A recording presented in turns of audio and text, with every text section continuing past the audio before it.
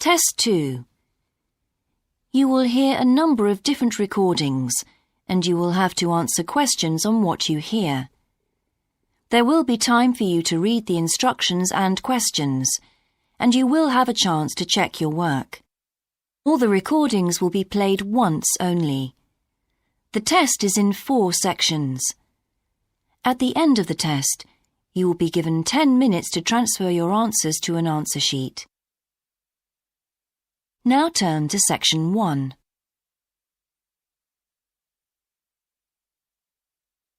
Section 1. You will hear a conversation between a representative of an insurance company and a customer.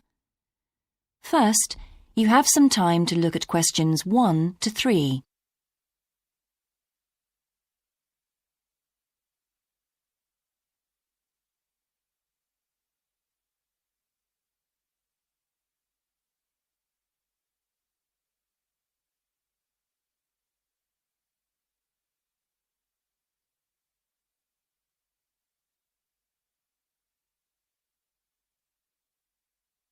You will see that there is an example that has been done for you. On this occasion only, the conversation relating to this will be played first. Good morning, Total Insurance. Judy speaking. How may I help you? I recently shipped my belongings from overseas back here to Australia, and I took out insurance with your company. Some items were damaged during the move, so I need to make a claim. What do I have to do? Okay, well, first I need to get a few details about this. Can you give me your name, please? Yes, it's Michael Alexander. The man's name is Michael Alexander, so Michael Alexander has been written in the space. Now we shall begin. You should answer the questions as you listen, because you will not hear the recording a second time. Listen carefully and answer questions 1 to 3. Good morning, Total Insurance. Judy speaking. How may I help you? I recently shipped my belongings from overseas back here to Australia, and I took out insurance with your company. Some items were damaged during the move, so I need to make a claim. What do I have to do? Okay, well, first I need to get a few details about this. Can you give me your name, please? Yes, it's Michael Alexander. Okay, and your address, please? My old address or my current one? Your current one. It's 24 Manly Street, Milperra, near Sydney. What was the suburb, sorry? Milperra, Milperra. Right. Now, who was the shipping agent, Mr. Alexander? You mean the company we used? Yes, the company who packed everything up at the point of origin. Oh, it was, First Class Movers. Okay. Where were the goods shipped from? China, but the ship came via Singapore and was there for about a week. Don't worry, all of that information will be in the documentation. Now, the dates. Do you know when the ship arrived? It left on the 11th of October and got to Sydney on the 28th of November. Okay. I need one more thing. There's a reference number. It should be in the top right-hand corner of the pink form they gave you. Let me have a look. I have so many papers. Yes, here it is. It's 601 ACK. Thanks. Before you hear the rest of the conversation, you have some time to look at questions 4 to 10.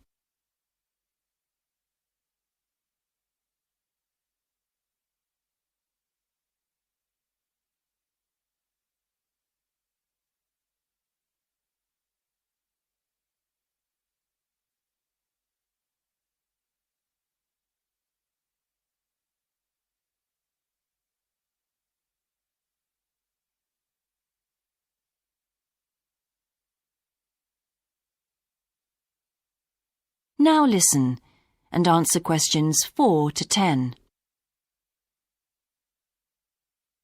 I need to take down a few details of the actual damage over the phone before you put in a full report. Can you tell me how many items were damaged and what the damage was? Yes, well, 4 things actually. I'll start with the big things. My TV, first of all. It's a large one, very expensive. Insurance doesn't cover electrical problems. It isn't an electrical problem. The screen has a huge crack in it, so it's unusable. I see. Any idea of the price to repair it? No. Well, I don't think it can be repaired. It will need a new one. OK, I'll make a note of that and we'll see what we can do. Now, what was the second item? The cabinet from the bathroom was damaged as well. It's a lovely cabinet. We use it to keep our towels in. And what is the extent of the damage? Well, the back and the sides seem okay, but the door has a huge hole in it. It can't be repaired. I'm really not very happy about it. And how much do you think it will cost to replace it? Well, when I bought it last year, I paid $125 for it. But the one I've seen here in Sydney is a bit more expensive. It's $140. Right. And what was the third item? My dining room table. It's a lovely table from Indonesia. It must have been very hot inside the container because one leg has completely split down the middle. The top and the other 3 look okay, thank goodness. Any idea of the price to repair it? Well, I had an estimate done on this actually because it is a very special table to us. They quoted us $200, which is really pricey, so I hope the insurance will cover the total cost. I'm sure that will be fine. What was the last item, Mr. Alexander? Well, we have a lovely set of china plates and dishes, with matching cups, saucers, the lot. They were all in the one box, which must have got dropped because some plates were broken. 6, actually. And can you tell me the replacement value of these? Well, it's hard to say because they were part of a set, but they can be up to $10 each as it's such a good set. OK, so that would be around $60 altogether. Yes, that's right. And is that all of the items? Yes. So, what do I have to do now? That is the end of section 1. You now have half a minute to check your answers.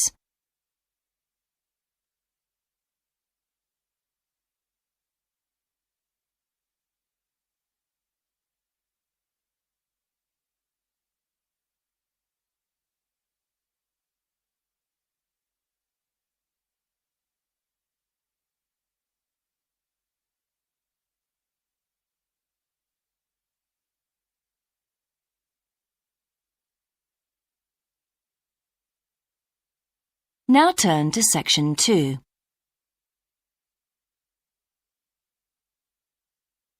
Section 2. You will hear an introductory talk about a new agricultural park. First, you have some time to look at questions 11 to 14.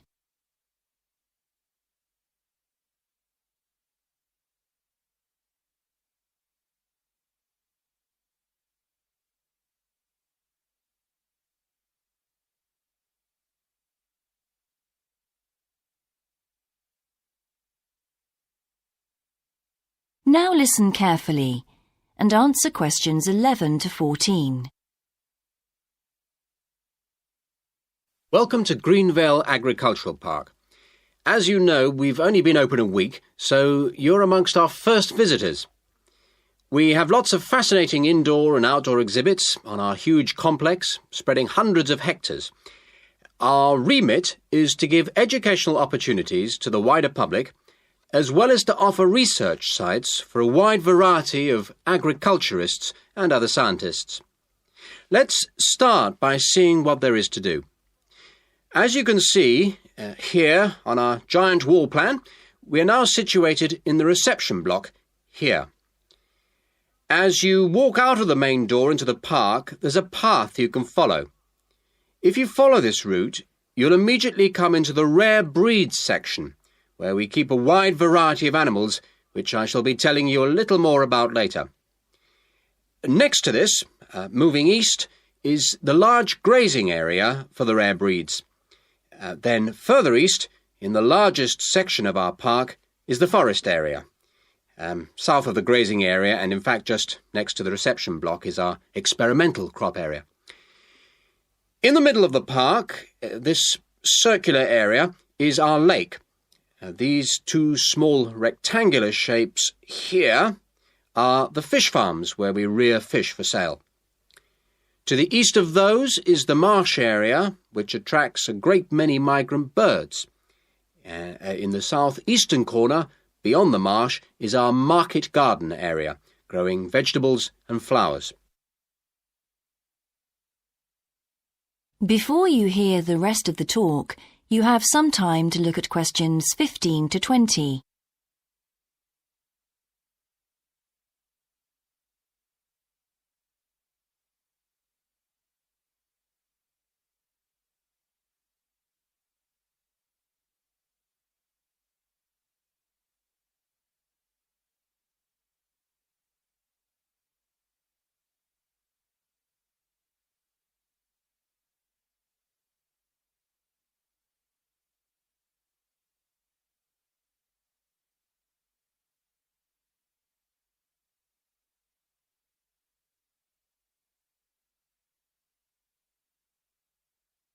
Now listen and answer questions 15 to 20. All these areas can be visited by the general public for almost all the year. Although, please take note of the large signs at the entrance to each area, which tell you when certain areas are being used for particular controlled experiments and are therefore temporarily out of bounds to the public.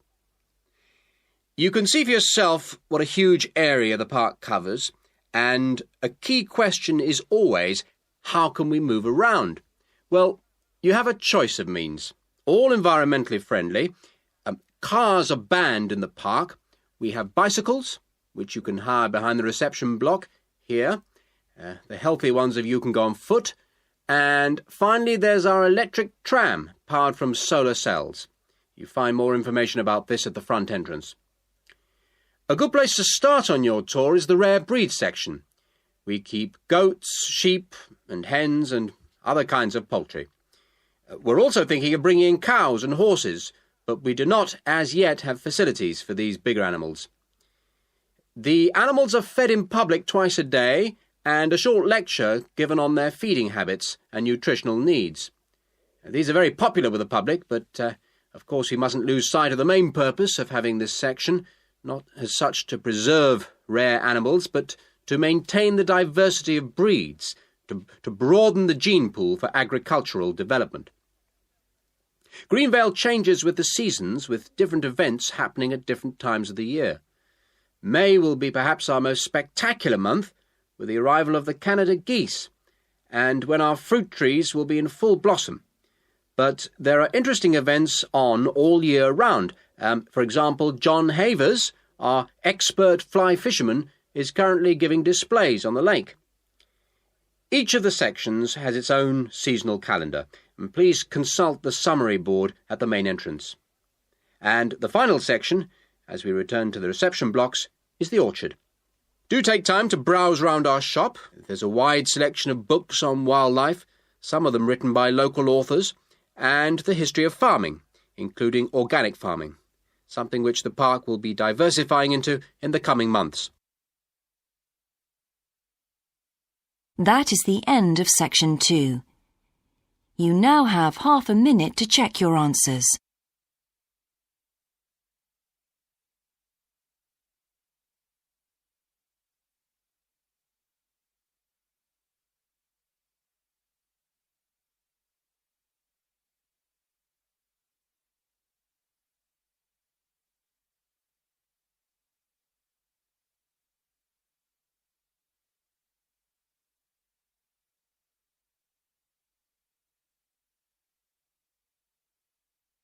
Now turn to section 3.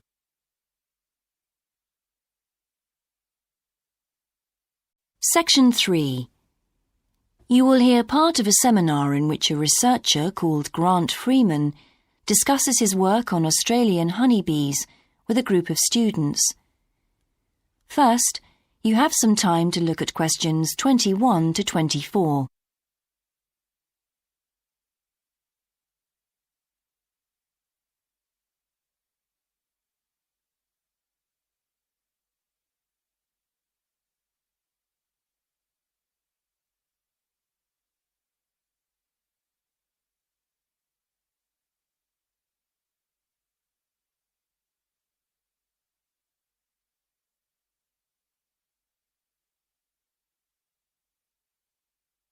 Now listen carefully and answer questions 21 to 24.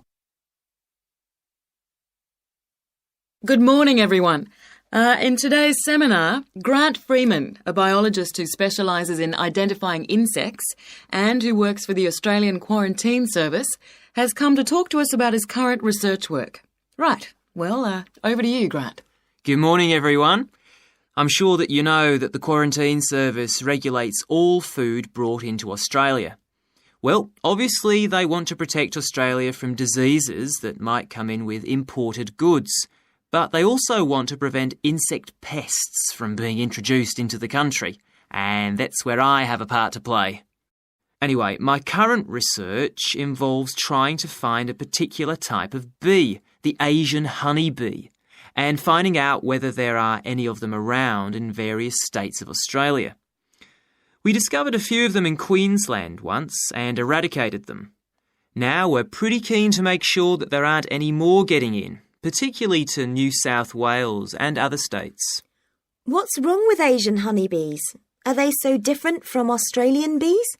Well, in fact, they look almost the same, but they are infested with mites, microscopic creatures which live on them, and which can seriously damage our own homegrown bees, or could even wipe them out. Well, what would happen if Australian bees died out? Well, the honey from Australian bees is of excellent quality, much better than the stuff the Asian bees produce. In fact, Australia exports native queen bees to a large number of countries because of this. When the European honeybee was first discovered out in the bush, we found they made really unpleasant honey, and they were also too big to pollinate many of our native flowers here in Australia. That must have had a devastating effect on the natural flora. Did you lose any species? No, we managed to get them under control before that happened. But if Asian bees got in, there could be other consequences. We could lose a lot of money because you might not be aware, but it's estimated that native bees' pollination of flower and vegetable crops is worth $1.2 billion a year. So in a way, they're the farmer's friend. Oh, and another thing is, if you're stung by an Asian honeybee, it can produce an allergic reaction in some people, so they're much more dangerous than native bees. Before you hear the rest of the seminar, you have some time to look at questions 25 to 30.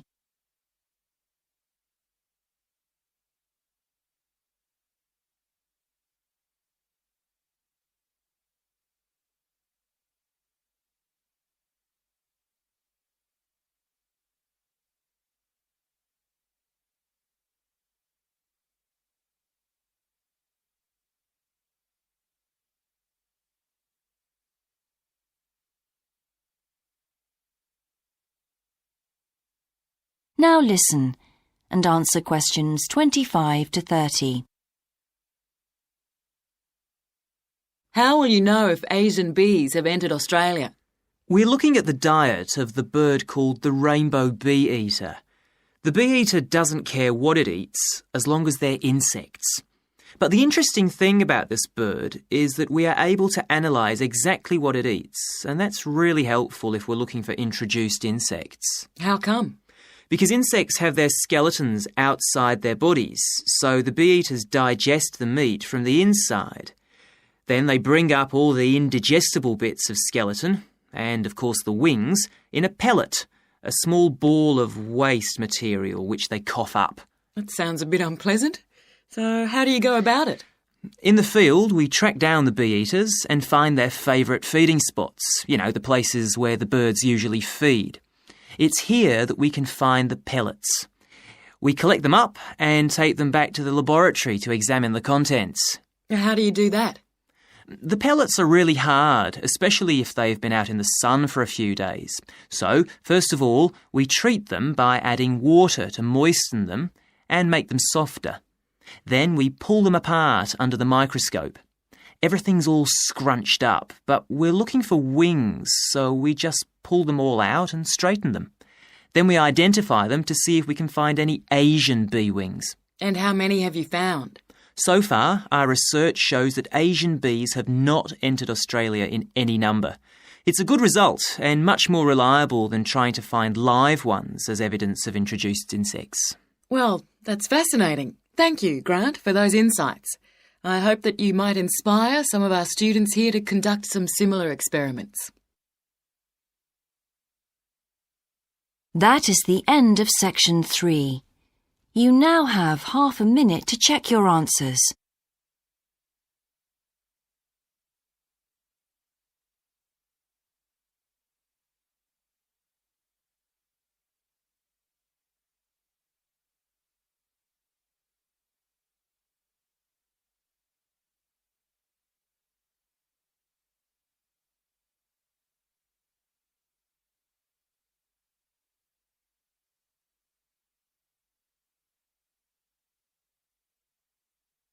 Now turn to section 4.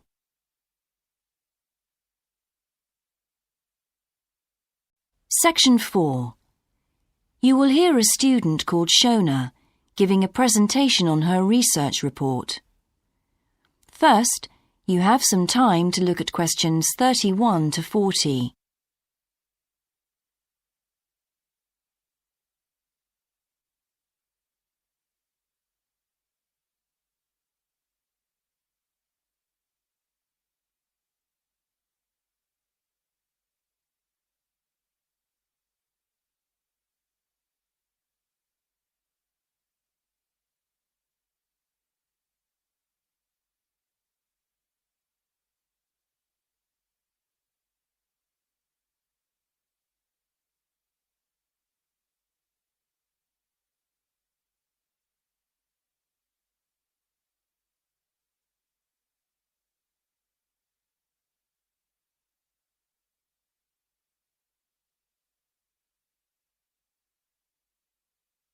Now listen carefully and answer questions 31 to 40. I've been doing some research into what people in Britain think of doctors, the ones who work in general practice, the first call for medical care, and comparing this with the situation in a couple of other countries. I want to talk about the rationale behind what I decided to do. Now, I had to set up my program of research in 3 different countries, so I approached postgraduates in my field in overseas departments, contacting them by email to organize things for me at their end. I thought I would have trouble recruiting help, but in fact, everyone was very willing, and sometimes their tutors got involved too. I had to give my helpers clear instructions about what kind of sample population I wanted them to use.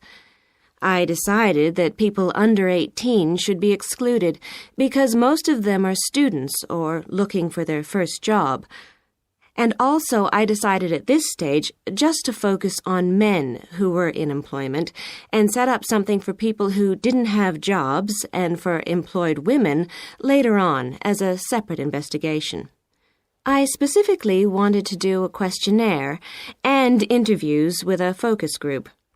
With the questionnaire, rather than limiting it to one specific point, I wanted to include as much variety as possible.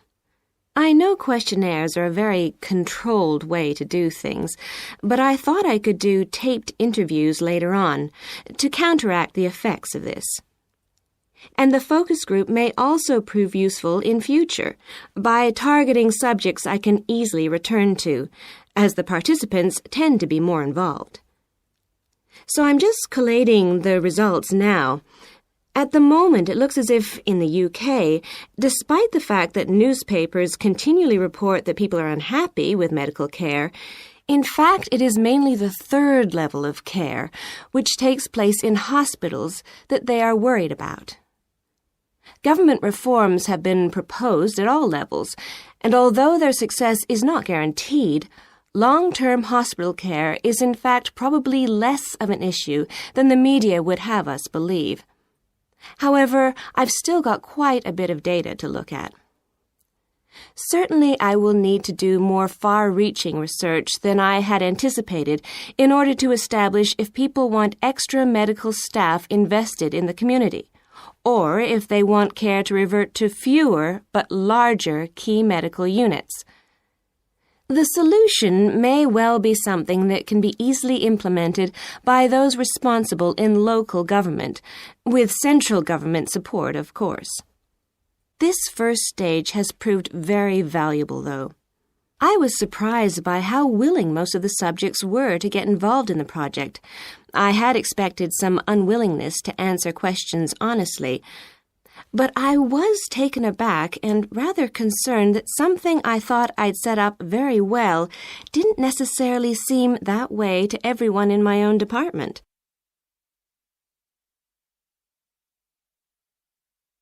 I thought you might also be interested in some of the problems I encountered in collecting my data.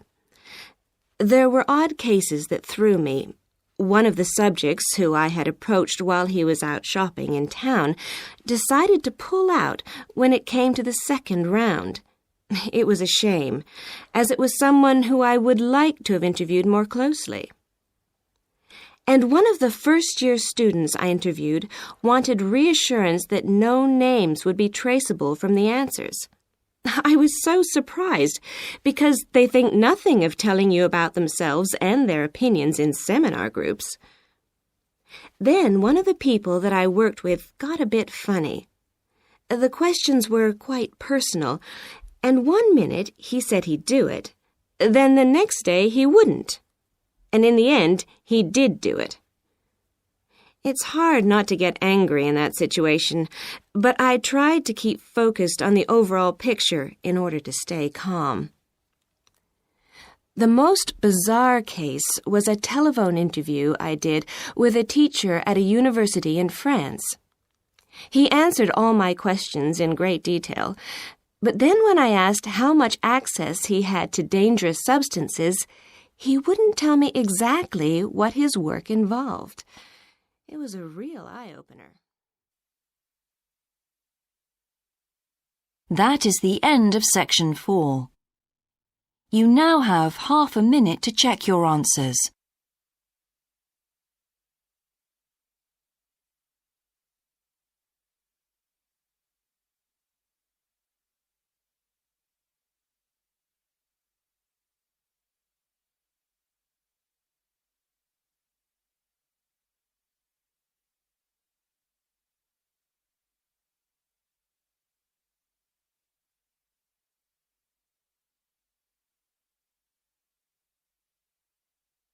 That is the end of the listening test.